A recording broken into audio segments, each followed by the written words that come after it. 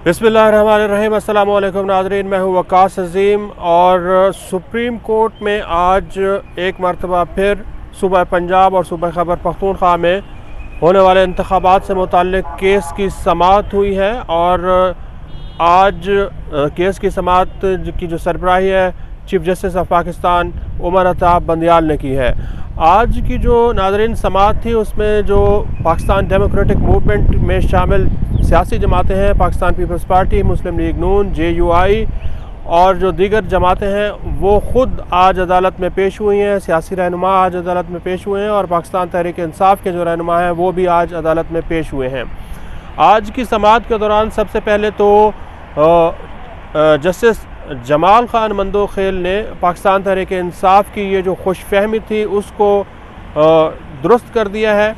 पाकिस्तान तहरीक इंसाफ ये समझ रही थी कि शायद जो 1 मार्च का जो फ़ैसला था वो अक्सरियती फ़ैसला था, लेकिन जस्टिस जमाल ख़ान मंदोखेल ने आज इस बात की वजाहत की है कि 1 मार्च का जो फ़ैसला आया है वो चार जो जजेज़ हैं सुप्रीम कोर्ट के, उन्होंने इस फ़ैसले से इख्तलाफ किया था। फ़ैसला ये था कि सुप्रीम कोर्ट ऑफ पाकिस्तान क्या इस मामले के ऊपर जो इंतखाबात होने हैं दोनों सूबों में उसके ऊपर सोमोटो ले सकता है या फिर नहीं। तो जस्टिस जमाल ख़ान मंदोखेल ने इस बात की वजाहत की है कि ये केस सोमोटो का बनता ही नहीं था और जब केस नहीं बनता था तो इसके बाद इलेक्शन कमीशन ऑफ पाकिस्तान ने सदर मुमलिकत को कैसे 30 अप्रैल की जो डेट है वो दी है। तो जस्टिस जमाल ख़ान मंदोखेल का ये कहना है कि उनके अलावा जो सुप्रीम कोर्ट के 2 सीनियर तरीन जजेज़ हैं उन्होंने भी इससे मुताल्लिक़ अपना राय दी है और उनका ये कहना है कि जो सोमोटो केस है वो नहीं बनता और सुप्रीम कोर्ट ऑफ पाकिस्तान को इसमें मदाखलत नहीं करनी चाहिए थी। तो पहला ये सवाल था कि जो 1 मार्च को जब फ़ैसला आया था वो 4-3 की तनासुब से आया था या फिर 2-3 के तनासुब से आया था, उसके बारे में अभी तक इब्हाम ही है, क्योंकि जो बाकी 3 जजेस आज की समाअत में मौजूद थे उनमें से उनका ये कहना है कि ये अक़लियती जो फ़ैसला है ये अक्सरियत के ऊपर नहीं हो सकता, क्योंकि जो फ़ैसला है वो 2-3 की अक्सरियत से आया है। 3 जजेस ने जो आखिरी बेंच था 1 मार्च को उसमें यह फ़ैसला दिया था कि हुकूमत जो है वो 90 दिन के अंदर अंदर इंतखाबात कराए और इलेक्शन कमीशन ऑफ पाकिस्तान सदर मुमलिकत की मुशावरत के साथ ये इंतखाबात के अमल को आगे बढ़ाए। दूसरा ये सवाल था कि जो जस्टिस जमाल ख़ान मंदोखेल ने उठाया वो ये था कि आर्डर ऑफ द कोर्ट का जो आर्डर है वो अभी तक उनको नहीं मौसूल हुआ, क्योंकि वो ये तलाश कर रहे हैं और जो आर्डर ऑफ द कोर्ट है उसके ऊपर 5 जजेस के दस्तखत होना लाजमी है, तो अभी तक आर्डर ऑफ द कोर्ट भी नहीं मिला। तीसरी जो आज की अहम बात थी उसमें आज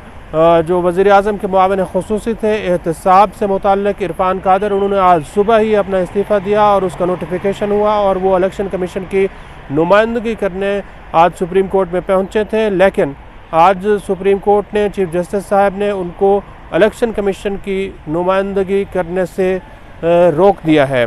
और जिसके बाद वो सुप्रीम कोर्ट से बाहर चले गए। इसी तरह जो सियासी जमातें हैं वो भी बार बार ये कहते रहे कि उनको सुना जाए, लेकिन आज सियासी जमातों को नहीं सुना गया, बल्कि इलेक्शन कमीशन ऑफ पाकिस्तान के जो वकील हैं सजील सवाती, उनकी जानिब से आज दलाइल जो हैं वो शुरू किए गए और उनके दलाइल आज मुकम्मल हो चुके हैं। इलेक्शन कमीशन ने वही 4-5 जो बुनियादी वजूहात हैं वो सुप्रीम कोर्ट के सामने रखी हैं। पहली वजह यह थी कि मुल्क में अमन अमान की सूरत हाल ख़राब है, फ़ंड्स नहीं मिल रहे, सिक्योरिटी नहीं मिल रही,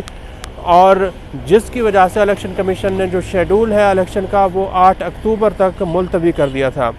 ताहम आज की जो समाअत हुई है उसमें चीफ जस्टिस साहब की जानिब से इंतहाई अहम रिमार्क्स देखने को मिले हैं, जिसमें उन्होंने ये कहा है कि 1988 में भी इंतखाबात आगे हुए थे, उसके बाद 2008 में भी हुए और 1998 शायद उसमें भी जो इंतखाबात का मामला था वो थोड़ा आगे बढ़ा था, और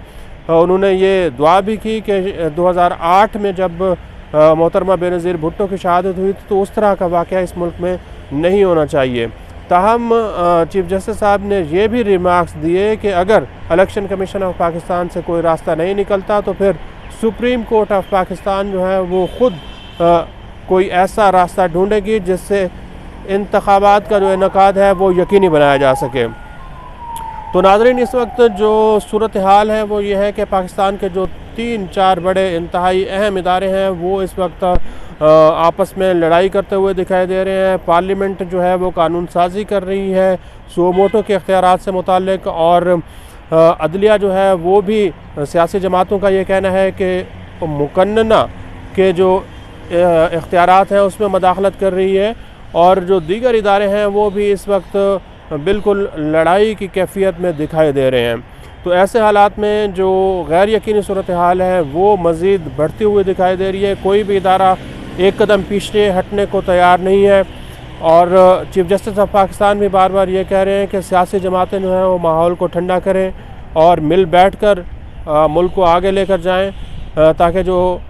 इलेक्शन का इनेकाद है वो मुमकिन हो सके। गवर्नर KP की जानिब से भी आज उनके वकील पेश हुए। पहले उनकी जानिब से ये कहा गया कि 28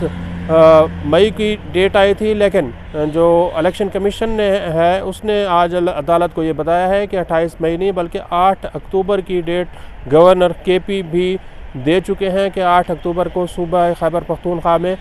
इलेक्शन होंगे। तो ये सूरत हाल है कि दोनों सूबों में इलेक्शन होने हैं। हुकूमत ये चाहती है कि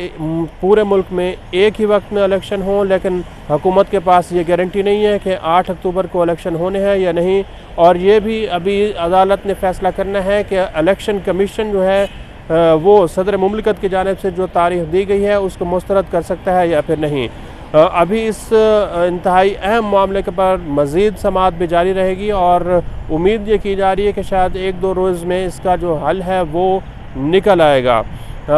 बज़ाहिर ऐसा लगता है कि अगर 30 अप्रैल को इलेक्शन ना हुए तो थोड़ा सा मज़ीद इलेक्शन डिले हो सकते हैं, और 8 अक्टूबर से पहले की डेट भी कोई आ सकती है। लेकिन उसके बाद ये डिपेंड करता है कि अगर सुप्रीम कोर्ट ऑफ पाकिस्तान हुकूमत पाकिस्तान को ये मजबूर करती है कि वो 8 अक्टूबर से पहले इलेक्शन कराए, तो उसके बाद हुकूमत के पास क्या ऑप्शन होंगे कि वो सुप्रीम कोर्ट के फ़ैसले के ऊपर अमल दरामद करती है या फिर नहीं, ये देखना होगा। आज के लिए इतना ही। इस वीडियो को आप कमेंट सेक्शन में जाकर लाइक कर सकते हैं और अपनी राय का भी इजहार कर सकते हैं। बहुत बहुत शुक्रिया।